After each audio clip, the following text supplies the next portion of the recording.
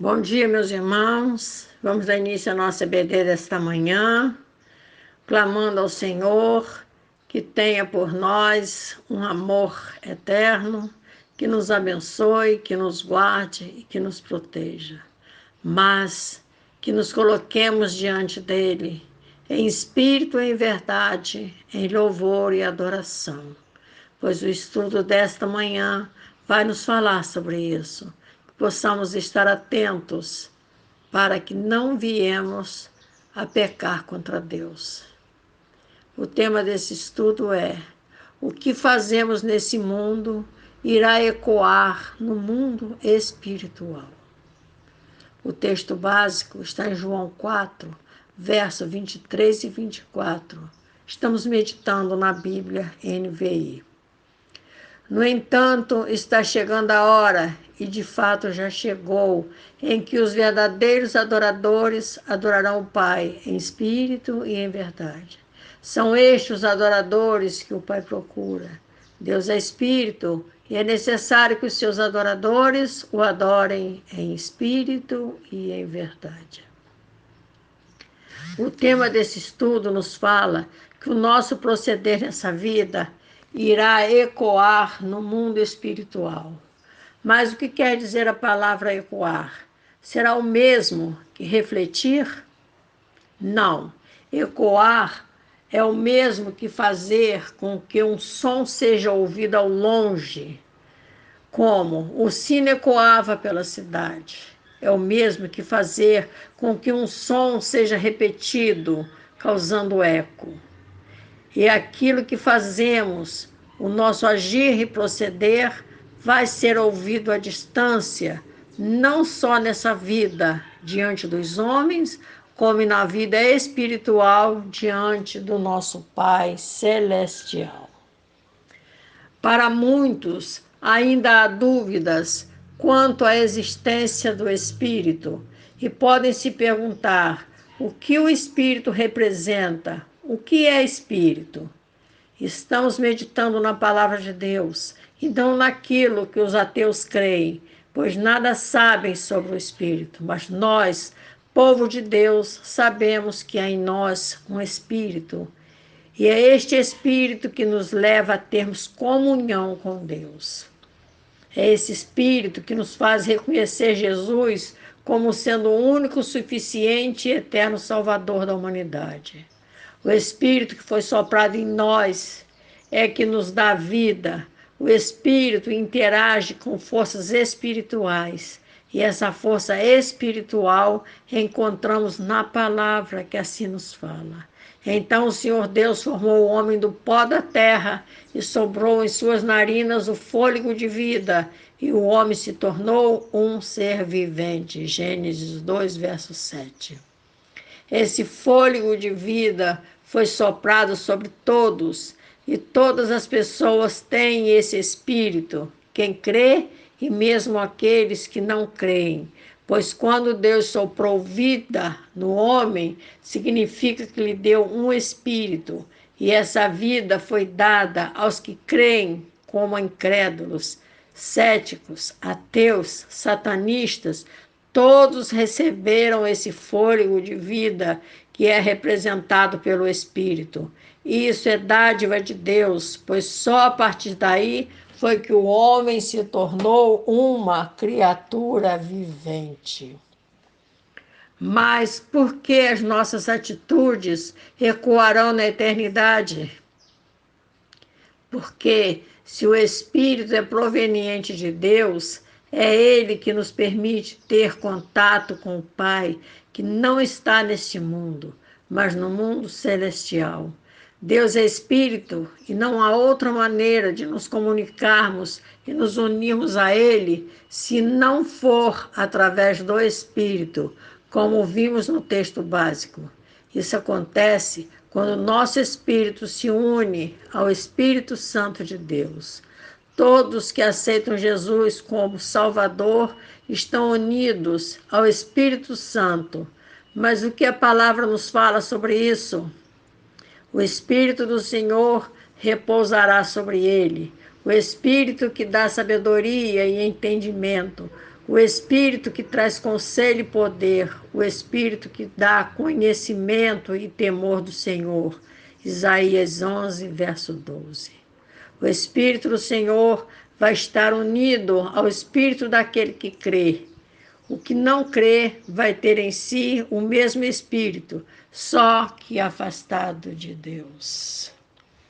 O nosso espírito jamais irá morrer, mas a palavra nos adverte para que não apaguem o espírito. 1 Tessalonicenses 5, verso 19.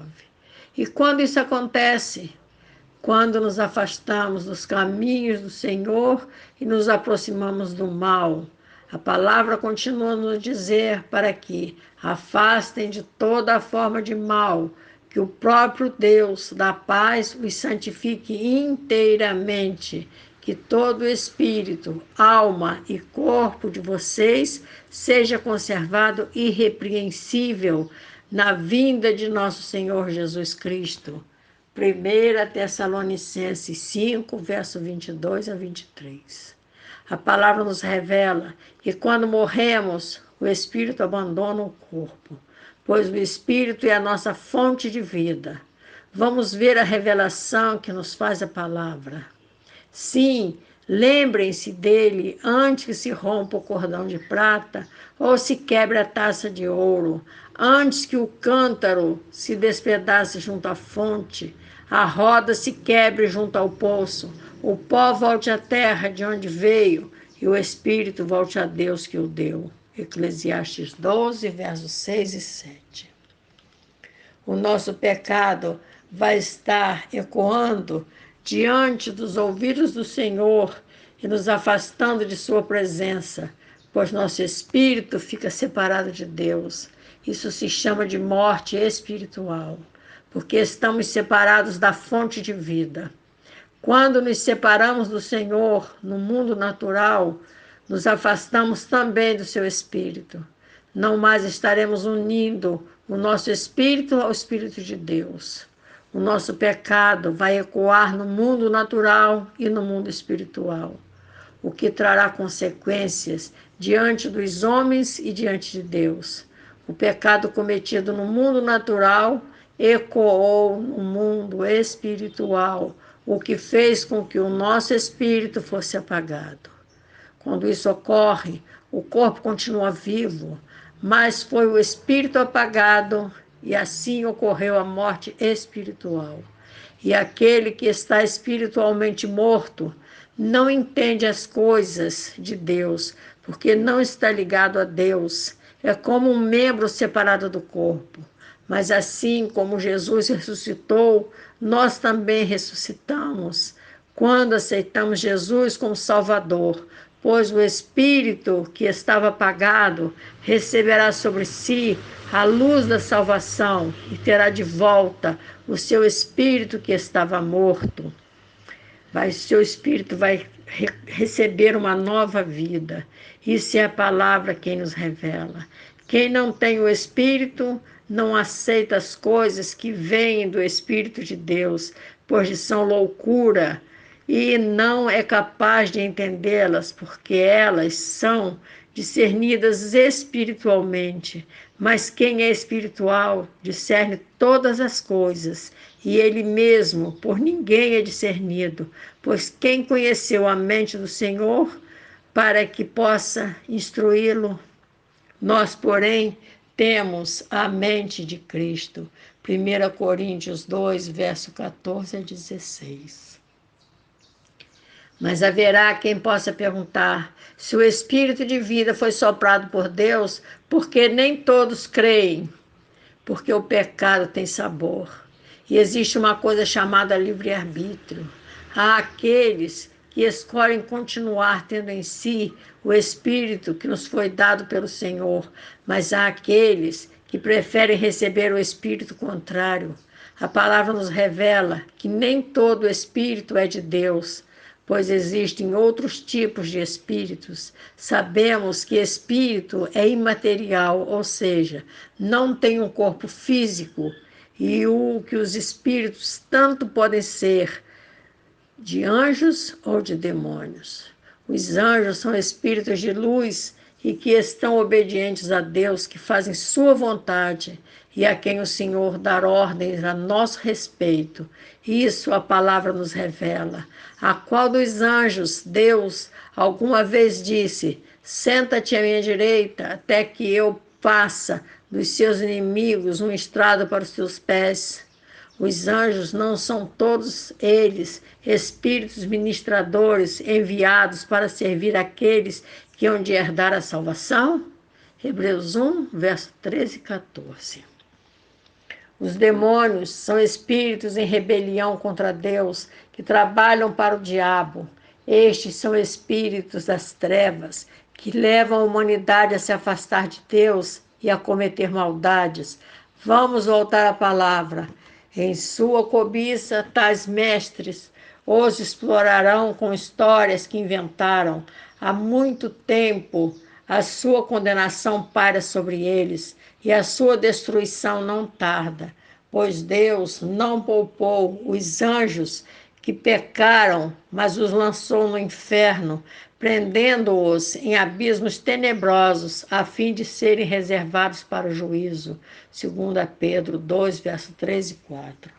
Muitos julgam-se livres de condenação por se julgarem bons, observarem as leis dos homens, mas não se importam com as leis de Deus. O corpo jamais irá sofrer condenação. Estão próximos de bons advogados e de pessoas influentes, mas o espírito, afastado de Deus, já está condenado. Pois seus feitos podem não ter ecoado no mundo natural, mas ecoarão no mundo espiritual.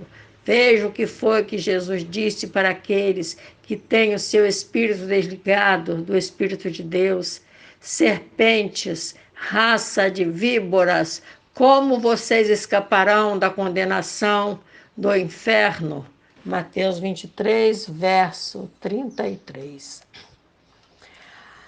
As nossas atitudes, aquelas que tomamos no mundo natural, irão ecoar no sobrenatural, onde os seus antepassados me tentaram, pondo-me à prova, apesar de durante 40 anos terem visto o que eu fiz. Hebreus 3, verso 9. Quando colocamos o Senhor à prova, desviamos os nossos olhos para o esquecimento de tudo aquilo que já dele temos recebido. Essa atitude poderá trazer sérias consequências para a nossa vida material. Veja a continuação do que nos fala Hebreus 3, agora nos versos 10 e 11.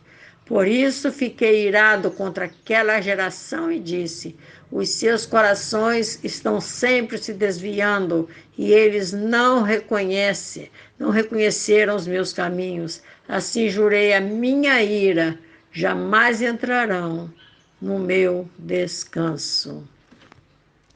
Temos que andar diante do Senhor em espírito e em verdade, para que ecoe diante do Senhor a nossa fé e esperança de que os dias maus estão próximos do fim, sem nunca nos esquecermos de tudo que o Senhor já fez por nós.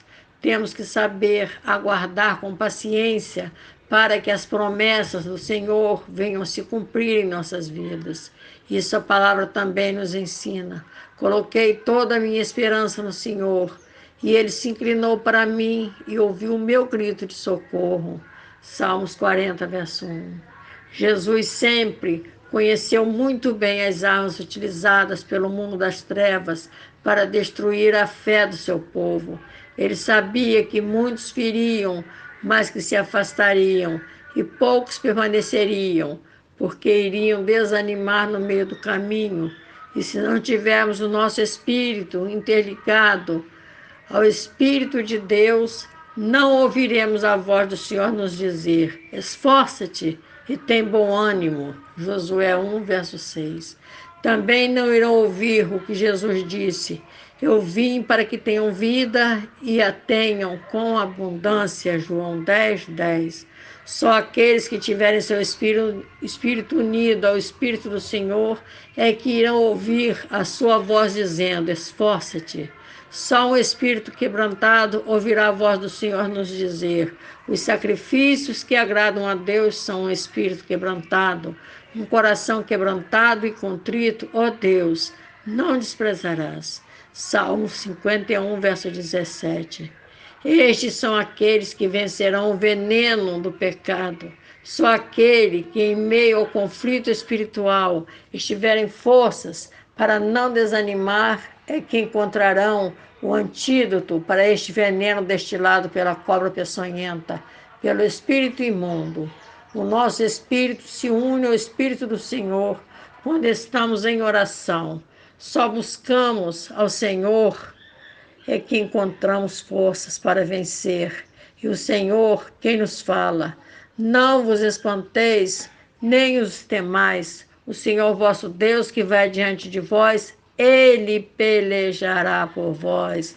Deuteronômio 1, verso 29 a 30. O afastamento do Senhor é uma enfermidade espiritual. E só pelo Espírito Santo do Senhor é que seremos curados e venceremos esta doença. E assim diz o salmista: a minha alma consome-se de tristeza, fortalece-me segundo a tua palavra. Salmo 119, verso 28. Uma oração simples, elevada em espírito, que ecoa no mundo espiritual e que é ouvida por Deus. Muitos que não possuindo ainda uma intimidade com a palavra, se perguntará: como poderá o espírito viver sem o corpo? Haverá sim um novo corpo, que a palavra denomina de corpo espiritual. Esse corpo espiritual é um novo corpo que os crentes receberão na ressurreição. E isso está na palavra, 1 Coríntios 15, versos 42 a 44. Assim será com a ressurreição dos mortos. O corpo que é semeado é perecível e ressuscita imperecível. É semeado em desonra e ressuscita em glória. É semeado em fraqueza e ressuscita em poder. É semeado um corpo natural e ressuscita um corpo espiritual. Se há corpo natural, há também corpo espiritual. 1 Coríntios 15, verso 42 a 44. Esse será um corpo espiritual, será imortal, que não vai adoecer, ficar velho, nem se decompor. O novo corpo é espiritual, porque não mais vai estar limitado a um corpo sujeito às regras do mundo caído, pois o nosso corpo atual está em conflito com o nosso espírito, porque o corpo ainda está sujeito ao mundo, mas o espírito daqueles que creem está sujeito a Deus. E Paulo teve essa consciência, e foi assim que disse em Romanos 7, verso 22 a 25.